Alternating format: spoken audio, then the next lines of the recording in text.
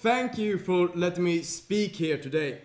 My name is Tobias Andersson and I'm the national president for Young Swedes, the youth organization belonging to the Sweden Democrats.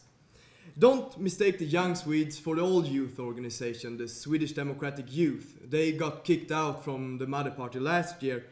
You probably have heard of Sweden, even though it's one of the few countries that you guys haven't invaded yet. Still time. Instead, Swedes and other Vikings are one of the few peoples that actually have invaded you.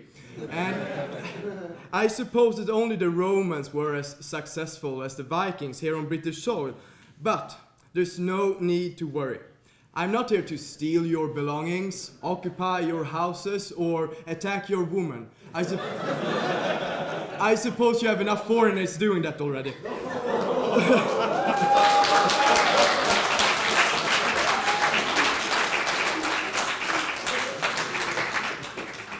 Perhaps the one thing you know about Sweden is Vikings, failed migration politics, and that there actually exist girls there who willingly date Joe Jenkins. Anyway, since I'm here, I thought that I should inform you a bit more about the beautiful country of mine. Sweden doesn't only have beautiful girls. I see your front face, but we have good-looking guys as well, Jamie. But we also have fantastic nature and animals, many of them quite delicious, to be honest. During the early times of industrializations, Sweden was a poor and ill country, with bad housing, bad working conditions, and an almost non-existing healthcare. But what we did have, though, was a working spirit, a common culture, and a moral band between the citizens. And if you do combine those factors, you get what we got in Sweden. A successful industrialized country with a fantastic welfare system, big global companies, and a strong economy. But most of all, a country with a strong majority culture that all the inhabitants were a part of and appreciated. The social band, capital, and the shared values bound us together and was the reason to how we could legitimize our high taxes. But I will end the history lesson there because it probably all sounds like fiction for you, except though the high taxes. I suppose that you have read Breitbart's article and so on about the situation in Sweden today, and obviously have some understanding for the situation we're in. In the year 1975, our parliament agreed up on creating a multicultural Sweden. And I suppose that the naive socialists at that time thought it was a good idea. Today, though, we see the result from this, and it's a complete disaster. Sweden today is the rape capital of the world. Last week only, there were at least 3 reports to the police about gang rapes. There was a bunch load of charges about sexual assaults at football tournaments and other events that draws a lot of people. And the worst thing, which is something that I still cannot get out of my mind, was that the 14-year-old girl got raped at 1 o'clock in broad daylight.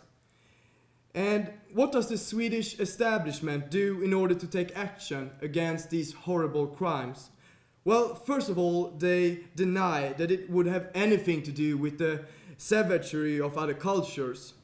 The fact that the gang rapes were committed close to asylum homes for asylum seekers, and that the festival, which suffered a lot of sexual offences, had hired 3 buses to bring asylum seekers there, is something that they are unable to draw a conclusion from. Instead, a football player commented on all the sexual offences at the football tournament with that the problems were old school Swedish male attitude, which is a weird thing to say, that the the most mentioned case of assault was committed by a team from Morocco and their trainer. A psychotherapist who is considered to be an expert on sexual criminals were also allowed to state his opinion on this matter, and you would hope that he would actually come with some true politics and some solvings on all these rapes that we have seen this year in Sweden. Instead, he blamed the good weather. And it's hard to even understand how naive and probably extremely stupid you must be to actually believe in such a thing. Imagine being a girl and then suffer from one of the worst things that ever can happen to you, a rape. And then you have some expert telling you that the reason behind it was the good weather. And I can't speak for everyone, but I do believe that I, in such a case, would rather prosecute rapists than to do a rain dance.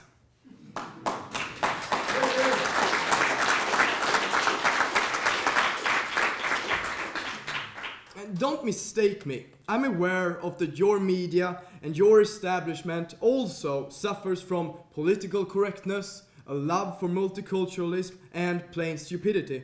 I mean, I have read some articles from The Guardian.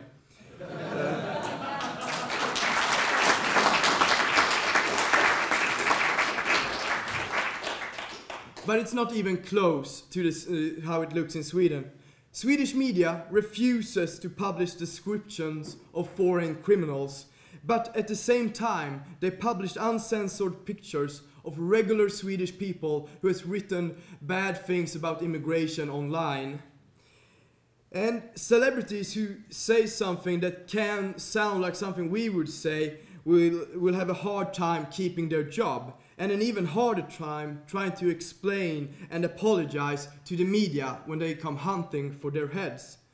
At the same time, celebrities that spread hatred towards the police or anti-Semitic views and beliefs will just rise in popularity within the establishment. I mean, we have a cultural prize in Sweden in the honor of the communist dictator Lenin. And I could continue to tell you about the situation in Sweden, but I would soon lose my temper and you would probably suffer a heart attack. And I would therefore like to change topic to something positive, something enlightening. That you guys made it. You did what everyone thought was impossible. From the beginning, they laughed at you, they mocked you, they portrayed you like a joke, but you didn't care, did you? You weren't interested in their pathetic opinions about your dream of an independent Britain. You only cared about the future and the well-being of your country. And let me tell you, that is the reason to why you succeeded. Your opponents, on the other hand, they only cared about their private economy, their assets on the stock market, and their utopian dreams of a world without nations and borders. A world in which the people would be ruled by unelected bureaucrats. Bureaucrats that never ever would care about ordinary citizens and their lives. Their only interest would have been to maximize the profits for themselves, the big banks and the global companies. And we all know that that is powerful people we're talking about. Rich people, influential people, dangerous people. But they're not the majority of Britain, that kind of people, and that is what you have showed the world. You showed the world that honest, hard-working, ordinary people are able to defeat and humiliate the establishment. Of course, there is many reasons to your victory, such as the economic burden that your membership created, the fact that your jobs and industries have suffered because of the EU, the migration crisis, the benefit tourism, and so on. But I would like to express my thoughts concerning what I believe to be the main reason to why the British vote leave. Their love towards Britain. As a true conservative, it is my strong opinion that feelings of national pride will always outweigh arguments about economic or in this case flexibility. It was not the fear of costs that made the British vote leave. Instead, it was the understanding of that money could have been spent in a better way for the well-being of their nation. It was not the fear of huge amount of foreigners that made the British vote leave. Instead, it was the understanding of that your culture, customs and values has and would continue to change beyond recognition if that immigration would continue. And it was not the fear of other European countries that made the British vote leave. Instead, it was the love of your own. To love your own country has nothing to do with disliking any other country. Because we do not love our own country because it's necessarily better or greater than any other country, but because it is our own. And you guys just got your country back. Once again, you can actually stand up and be proud and tell everyone that this is your own country. That you're in charge of its economics, its politics, but also of its culture and its future. And I believe it was the striving to be proudly be able to say that you have your own country, a country you love and value, that made the British vote leave. And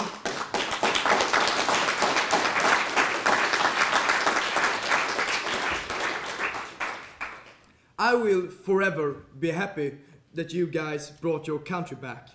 I will also forever be grateful for the same reason, because this is the only good development within the European Union that we have seen through decades. Even though there probably will take ages for Sweden to leave, this will actually tell the EU elite that they will need to change their way of doing business. And the debate in Sweden has changed since after Brexit. Of course, there's been some stupid debates about everyone who voted leave is a racist, that the old had destroyed the future of the young, and that everyone who voted leave had no idea what they did, and everyone has now changed their mind.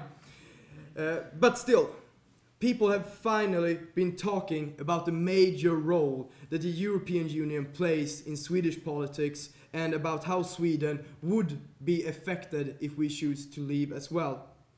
That debate would never have taken place if it weren't for what you guys did, and therefore I will forever be thankful.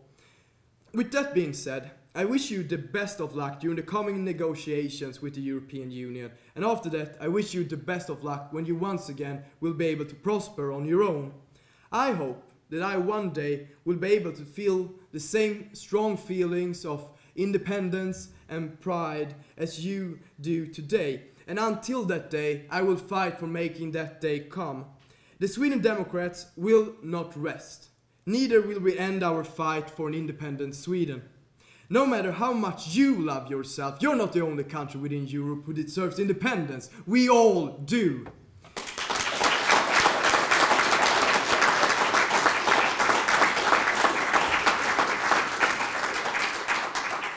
Our nations and societies has been developing our own culture, customs and way of living through centuries and millenniums. And I'm not ready to give that up to the federalists. The countries within Europe share a lot in common, but that's not because the European Union. It will never benefit our similarities to be a member of that union. What we share is not what has happened during the time of the European Union. What we share is a history that through centuries has bound us together and will continue to do so in the future, no matter of the existence of the European Union.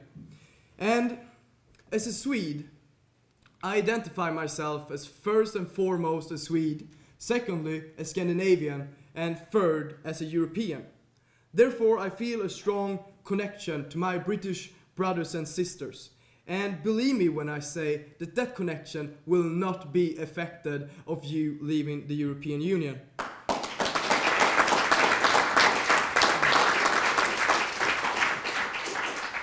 I will always love Sweden, love Britain, love Europe. That's why I am fighting against the European Union, and that's why you have done the same. Your name is Young Independence, and earlier you have just been young, but now you can finally be able to state your entire name as Young and Independent. God bless the Queen. Thank you very much.